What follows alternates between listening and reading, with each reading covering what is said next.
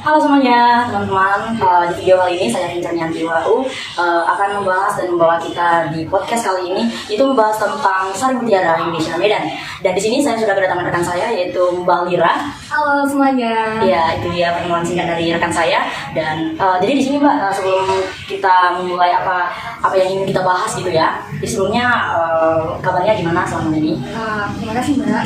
Ya. Seperti Mbak lihat, saya sangat senang sekali berada di podcast kali ini dan saya merasa sangat sehat. Terima kasih. Gimana dengan Mbak sendiri? Dan kabar saya sendiri tentunya baik dong, sama seperti Mbak Liranya juga. Ya jadi di sini kita nggak usah lama-lama ya, langsung kita terjun apa yang jadi pembahasan kita ya guys. Ya jadi di sini Mbak, saya ingin menanyakan nih di Sari Mutiara Medan ya, tempat mungkin Mbaknya berkuliah di sana. Jadi di Sari Mutiara Indonesia Medan itu apa sih yang menjadi semangat atau sebuah cerita yang ingin Mbak sampaikan atau Mbak Lira ya. Jadi kita di sini pengen tahu sekilas info dari Mbak. Jadi nih, ketika saya menginjakkan diri untuk berkuliah di Universitas Sari Mutiara Indonesia, sebelumnya tahun 2021 Mbak itu masa-masa COVID. Jadi otomatis tabung 2021 itu masih online daring. Kita belajarnya dari HP ke HP gitu. Yang membuat saya sangat-sangat bersyukur dan merasa takjub yaitu meskipun cara belajarnya melalui daring, tetapi para dosen itu tetap mengajarkan apa yang mereka ajarkan kepada kita gitu. Jadi ada feedback yang baik dari mahasiswa, ada feedback yang baik juga dari dosen. Karena kenapa nih Mbak? Karena kita tengok sendiri pada masa awal mulanya ada corona maupun COVID-19 ini, proses pembelajaran daring yang dilakukan pasti memiliki hambatan. Baik itu karena nggak ada paket, baik itu sinyalnya nggak bagus. Jadi itu merupakan proses hambatan. Tapi di balik itu semua, para dosen dapat memahami itu dengan cara memberikan dispensasi kepada mahasiswanya.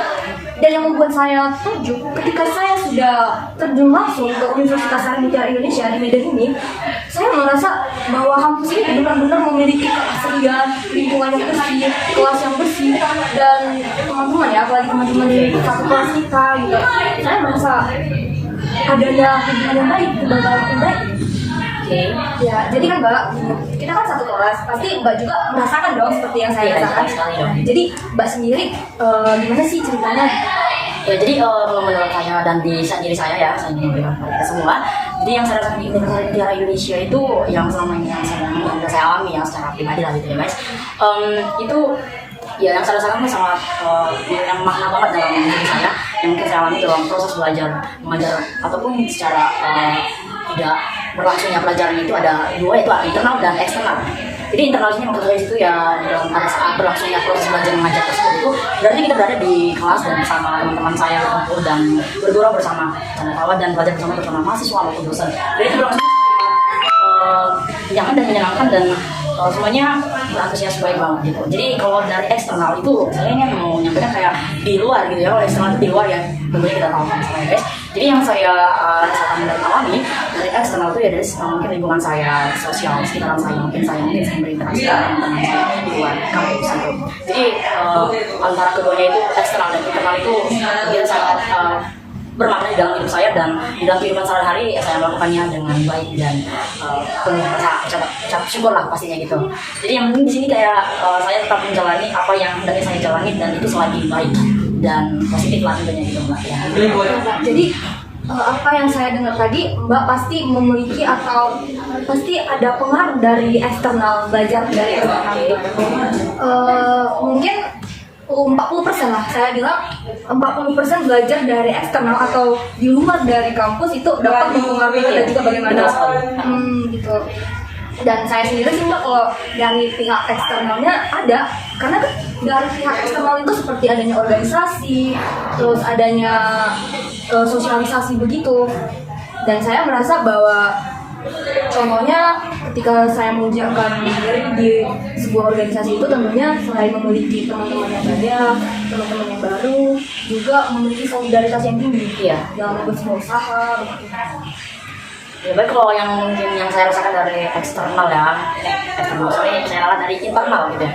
Jadi internal itu ya di kegiatan kampus ataupun berlangsung ya. Jadi ya mungkin saat itu ya kalau dibilang pelajaran sedang berlangsung, hari ini kita fokus gitu ya belajar apa yang kita pelajari dari apa yang diberikan dosen. Apalagi kalau dosen yang masuk di kelas kita itu adalah dosen terfavorit gitu ya, Oh terfavorit. itu pasti banyak sekali mahasiswanya yang suka gitu. Oh tentu saja. Jadi kalau dibilang dosen terfavorit itu jadi mampu membuat kayak mahasiswa itu menjadi semangat dalam proses belajar mengajarnya.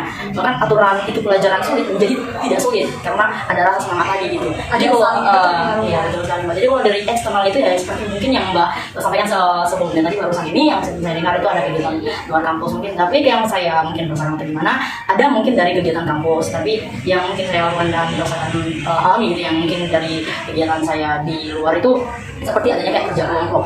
Jadi kerja kelompok langsung praktik di lapangan gitu. Jadi kita tahu di dalam sebuah kelas itu pasti ada yang namanya tidak salah itu dengan circle.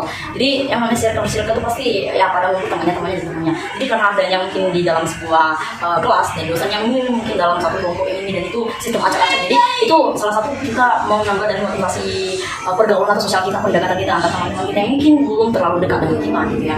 Ya jadi yang mungkin saya alami selama ini ya yang mungkin saya secara pribadi itu sangat mendapatkan hasil tersebut. Jadi yang saya alami terutama dari saya gitu ya, saya tidak dekat dengan teman saya yang ini, tapi karena ada penggabungan dari kelompok ini jadi adanya kerjasama, kedekatan dan semakin dekat gitu lah. Pokoknya sosialnya udah semakin terjalin dengan baik. Interaksi dan komunikasi udah mulai lancar dan di dalam kelas tersebut udah mulai apa itu sih circle gitu ya. Jadi ya sebenarnya circle itu cuma formalitas saja atau gimana, yang penting terutama itu adalah bagaimana kita merupakan niat belajar kita dan usaha saling membantu antar sesama kita. Saya setuju sih Mbak. Ya. Ya, jadi itu saja sih Mbak mungkin yang kita mungkin bisa bincang-bincangkan bahas tentang saling tiara Indonesia Medan gitu ya. Jadi di sini teman-teman itulah yang mungkin menjadi satu podcast pembahasan kami atau saling bertanya-tanya itu sharing gitu ya. Jadi tidak banyak mungkin atau mungkin ada kesalahan pahaman yang kami ucapkan tutur kata yang kami sampaikan dari awal hingga akhir ini kami mohon maaf dan kita tahu setiap manusia itu jauh dari kesalahan. Jadi kami dari sini saya Vincent Yantiwa dan ada Mbak Lira mohon undur diri dan sampai jumpa di video berikutnya. Bye bye. Terima kasih Mbak. Terima kasih Mbak. Oke.